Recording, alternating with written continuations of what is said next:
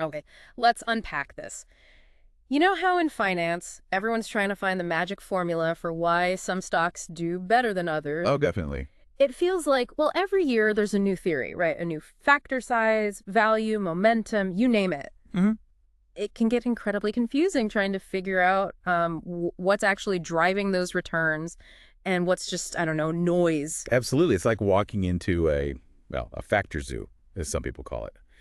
So many different ideas being thrown around, and you want to know what really matters. Exactly. Where ones are the real deal. The world of financial research is yet packed with these proposed factor models, each suggesting its own kind of essential ingredients for explaining stock returns. Right. And that's why I was really keen to really dig into this paper, Which Factors, Mhm. by Hu, Mo, Zhu, and Zhang. It feels like a vital guide, you know? It's a big one. Yeah, for anyone trying to make sense of this factor jungle.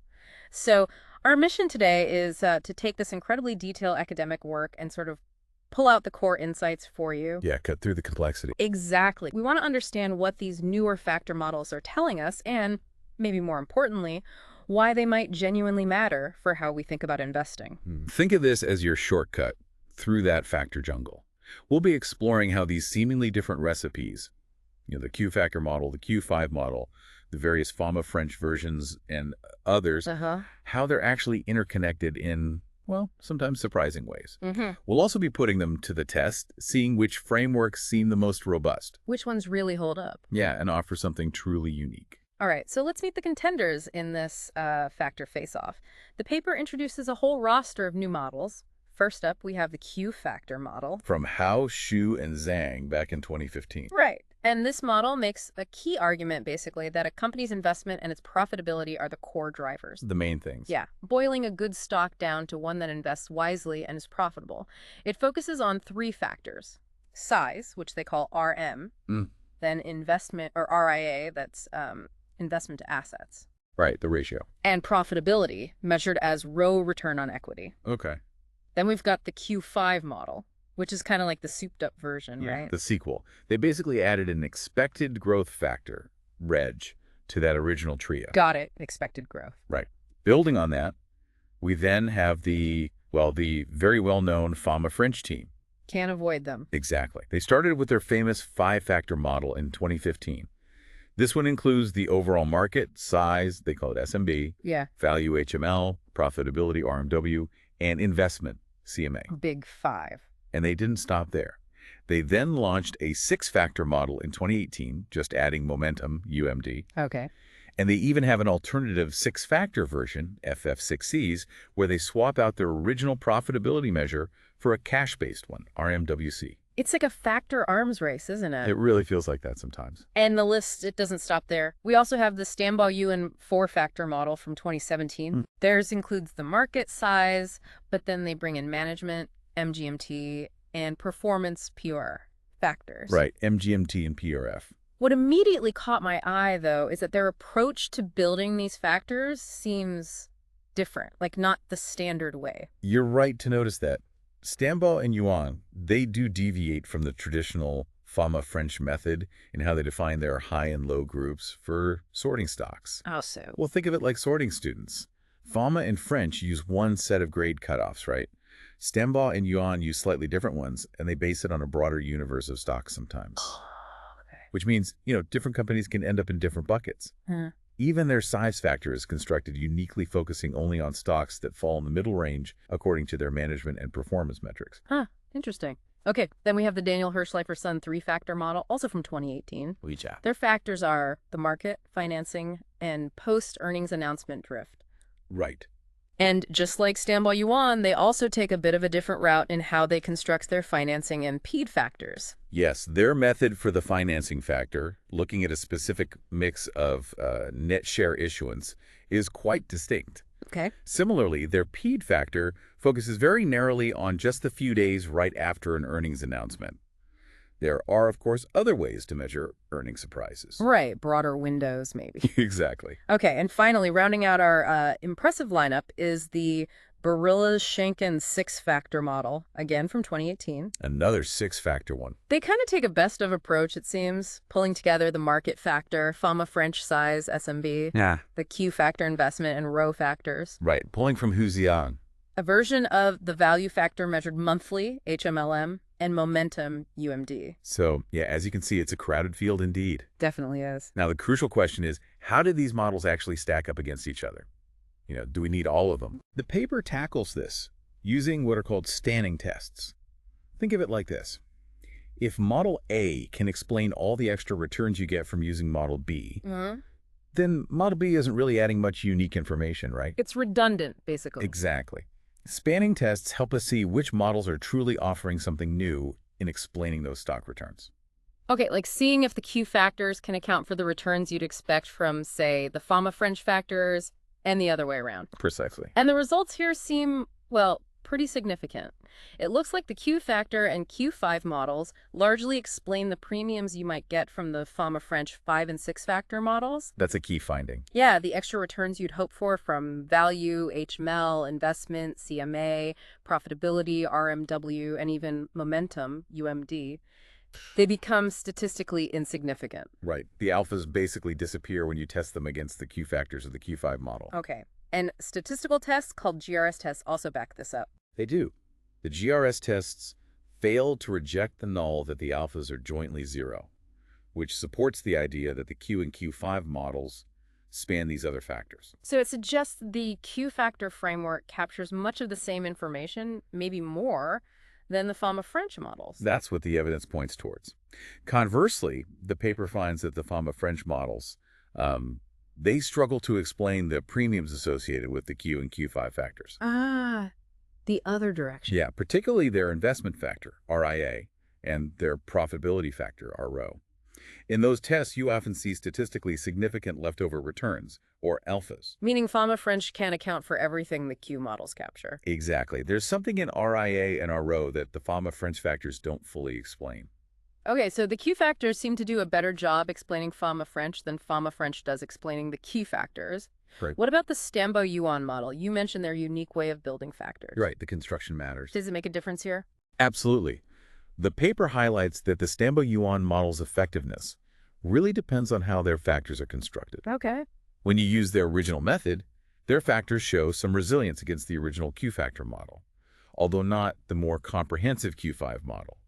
But if you rebuild their management and performance factors using the more traditional Fama French approach, different sorting breakpoints, different stock universe, only the replicated management factor really survives testing against the original Q-factor model. And interestingly, neither their original nor these replicated factors can fully explain the Q and Q5 factors.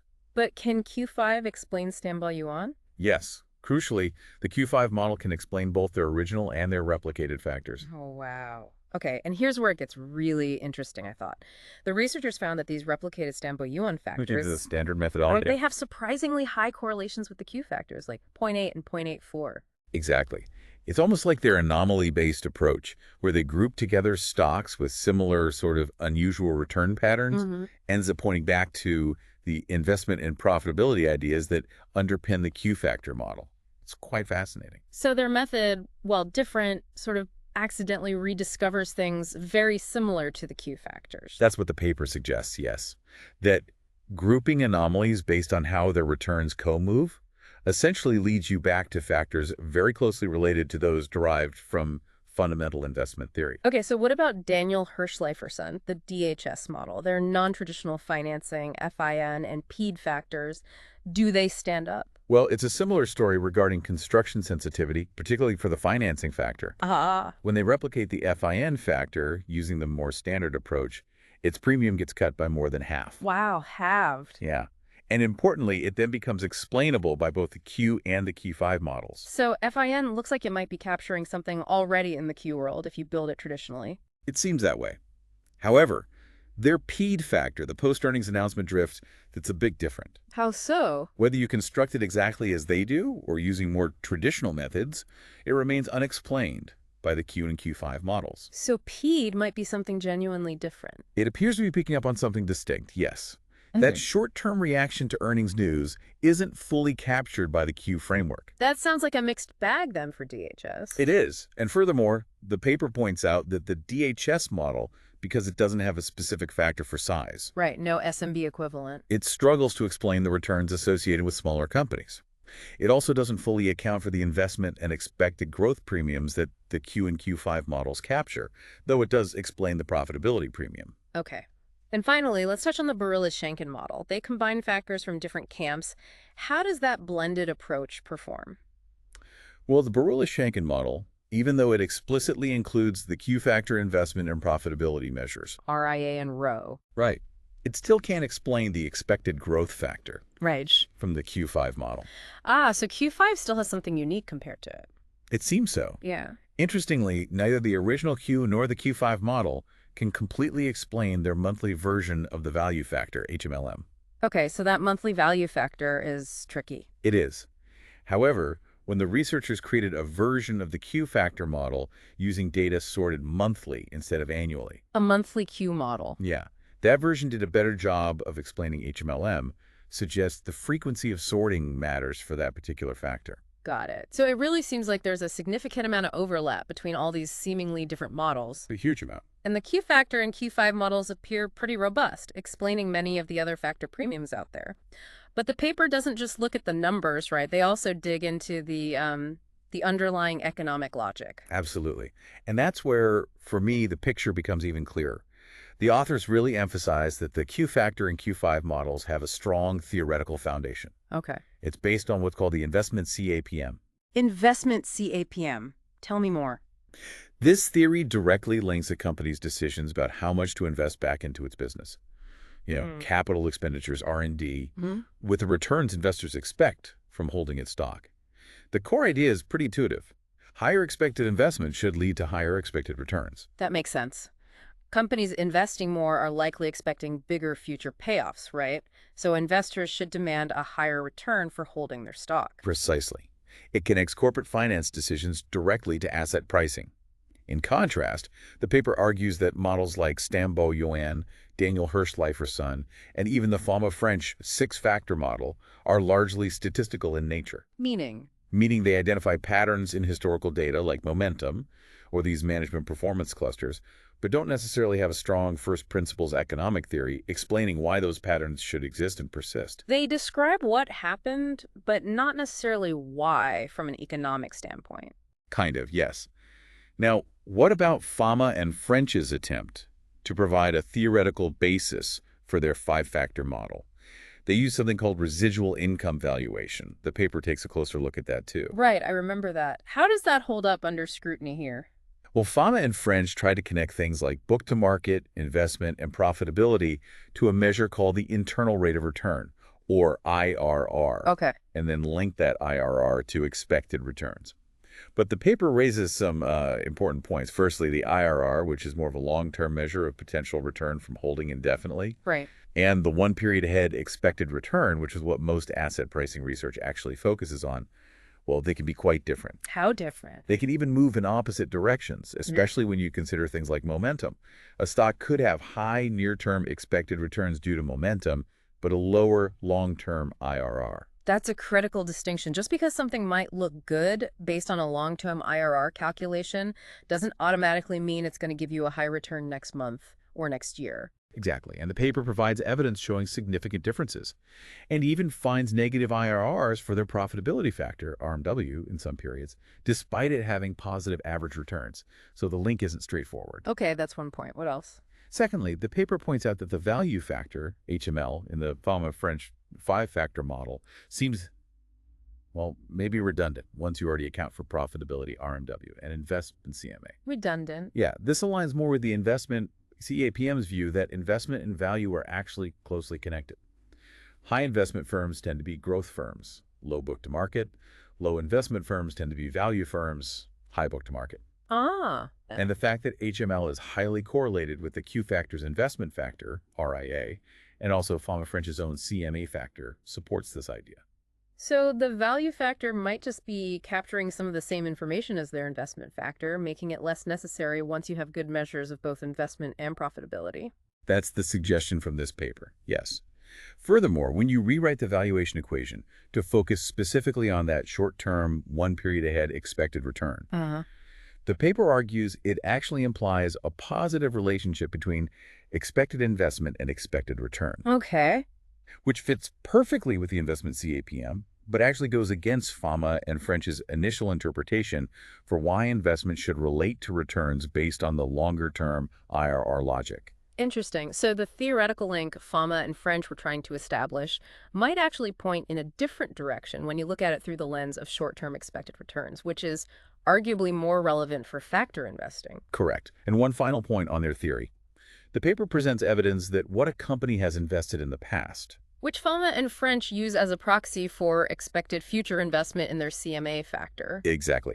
That past investment is actually not a very good predictor of how much the company will invest in the future. Yeah. Unlike past profitability, which is a reasonably reliable indicator of future profitability, a company's past investment doesn't tell you that much about its upcoming investment plans. Huh.